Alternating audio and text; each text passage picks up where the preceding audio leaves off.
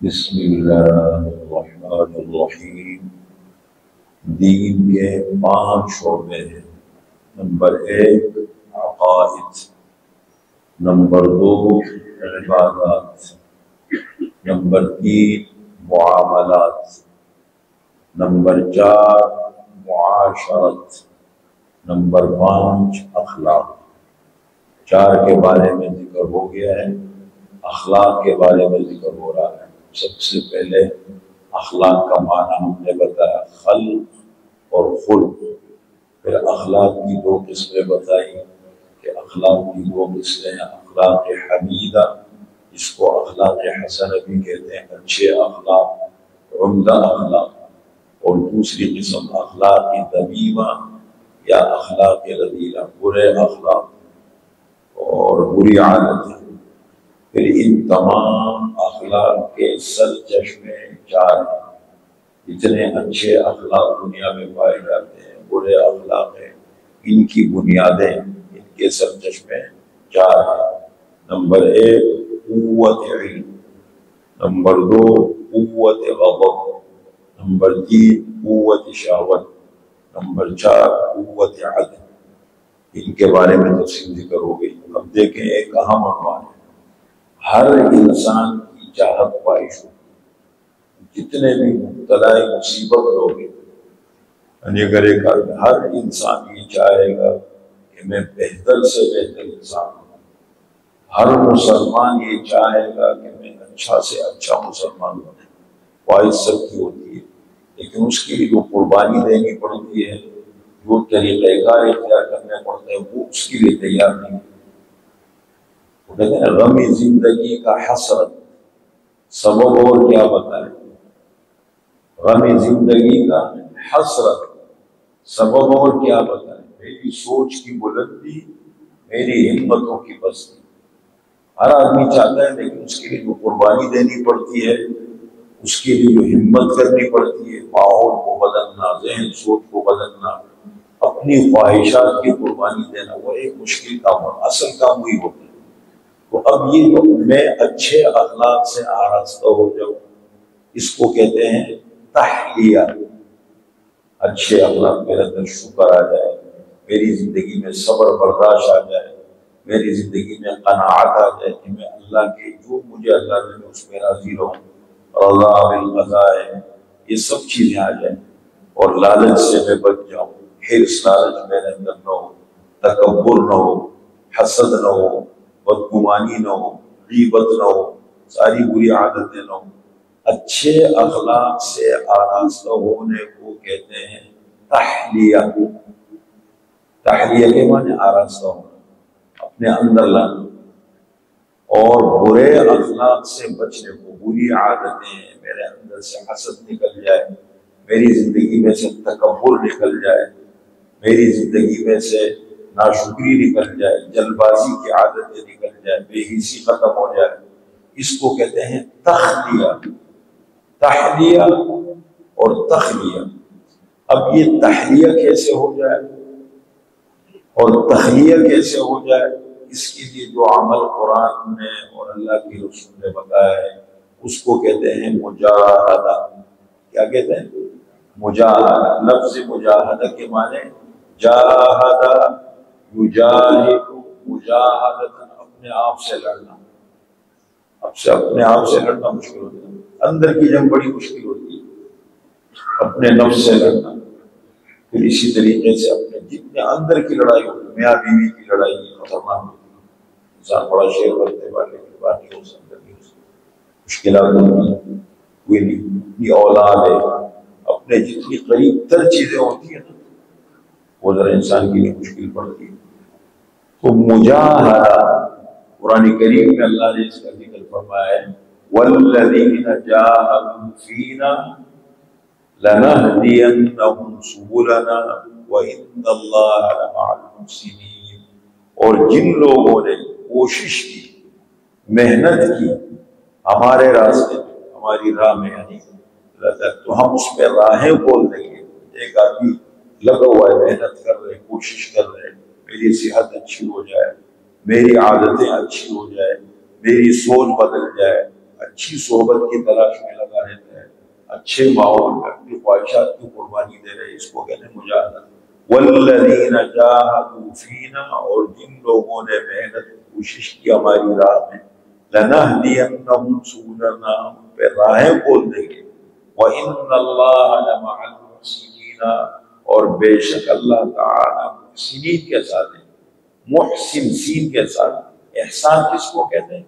نیکی کا اعلیٰ درجہ، نیکی سوچ اور جذبے کے ساتھ کرنا کہ میں یہ کام کر رہا ہوں، اللہ مجھے دیکھ رہا ہے، میں اللہ کو دیکھ رہا ہوں۔ اخلاص کے ساتھ، جتنا اخلاص آدمی اپنے مشن میں، اپنے کام میں مخلص ہوگا، اتنی منزل اچھی ملے گی۔ اور جتنا ڈاواں ڈول ہوگا، اندر کچھ اور ہے باہر کچھ اور ہے، دکھانے کی کچھ اور کوشش کر رہے، اندر دل میں کچھ اور پڑا، وہ منزل اس کو اچھی نہیں ملے گی، بس ٹھیک ہے ظاہری طور پر زندگی چلے گی۔ اس کو کہتے ہیں مجاہدہ۔ والذین جاہدوا فینا لنہدینہم سبلنا وإن اللہ لمع المحسنین۔ اور آپ صلی اللہ علیہ وسلم حدیث میں فرماتے ہیں المجاہد من جاہد نفسہ فی طاعت اللہ، اصل مجاہد وہ ہے جو اللہ کی اطاعت میں اپنے نفس سے لڑنا سیکھے۔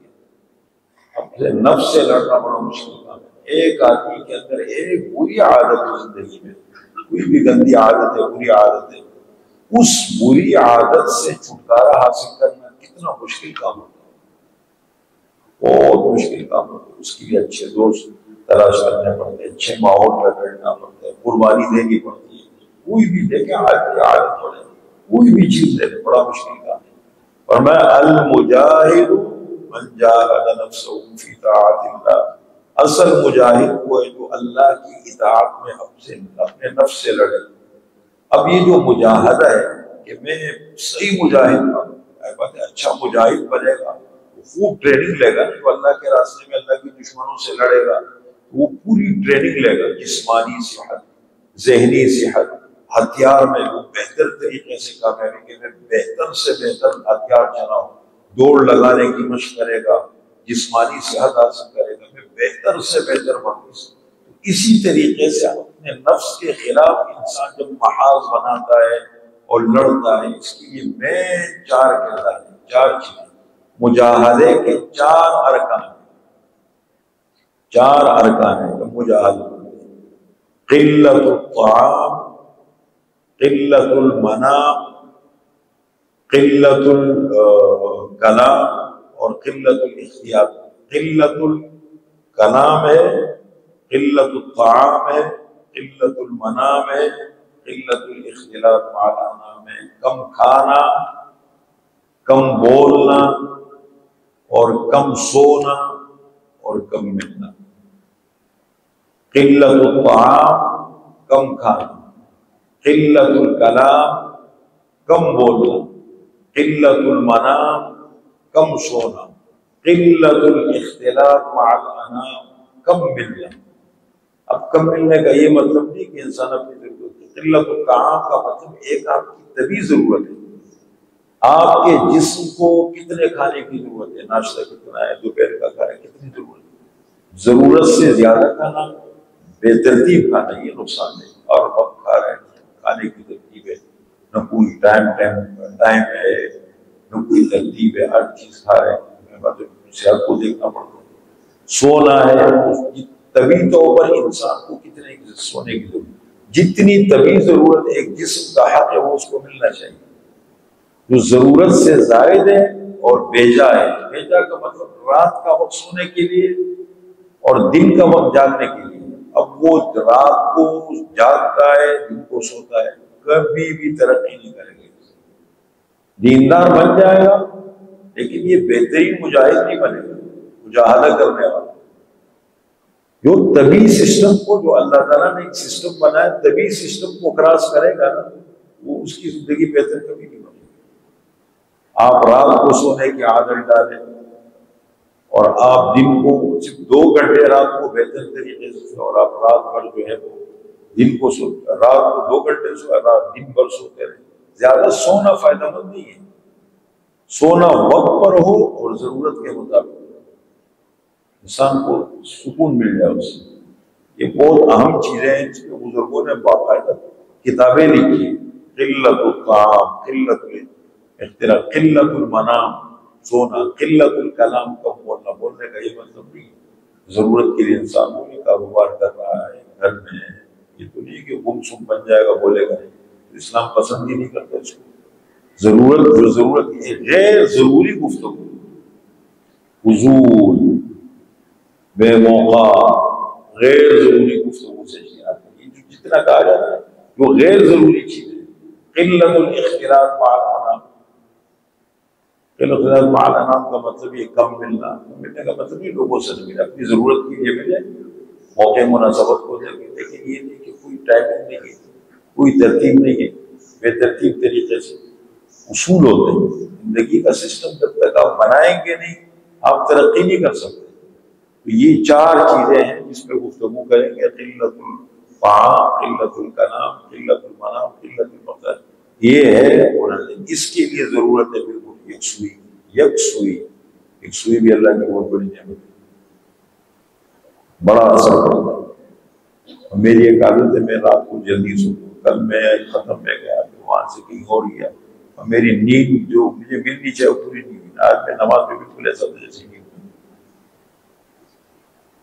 ایک نیند ہوتی نا ابتدائی دور میں میری عادت ہے عشاء کے بعد میں جلدی سوتا ہوں. اب جلدی سو تو 2 سے 2.5 گھنٹے میں میری نیند پوری ہو جاتی ہے، میرے جسم کو دماغ کو سکون مل جاتا ہے. پھر باقی رات میں مجھے اتنی نیند نہیں آتی وہ. لیکن اگر میں دیر سے سو جاتا ہوں، کبھی شادی میں چلا گیا، کبھی کسی پروگرام میں چلا گیا، پھر آ گیا واپس، پھر وہ بالکل وہ اگلا ٹائم میرا ایسے بے ترتیب گزرتا ہے، بالکل وہ چیز نہیں. اللہ نے ایک سسٹم بنایا ہے زندگی گزارنے کا، ایک طریقہ دیا قرآن میں. اور میں وَجَعَلْنَا نَوْمَكُمْ سُبَاتًا، رات کو ہم نے تمہارے آرام اور راحت کا ذریعہ بنایا. اگر ایک آدمی رات بھر جاگتا رہے اور دن کو سویا کرے، وہ ذہنی طور پر، جسمانی طور پر اس کے جسم اور ذہن میں ملاپ نہیں ہوگا. ہوتا نا جیسے جب تک ذہن کو سکون نہ ملے آپ کے جسم کو سکون نہیں ملے گا. یہ بہت بنیادی چیزیں ہوتی ہیں. یہ اصول ہے، اس پہ علماء نے بہت بحث کی ہے. ابھی اس پہ گفتگو انشاءاللہ کریں گے. مجاہدے کے کتنے ارکان ہیں؟ کم کھانا، کم بولنا، کم سونا، کم ملنا. یہ ہے، اس پہ تھوڑی سی گفتگو ہے، انشاءاللہ وہ کریں گے.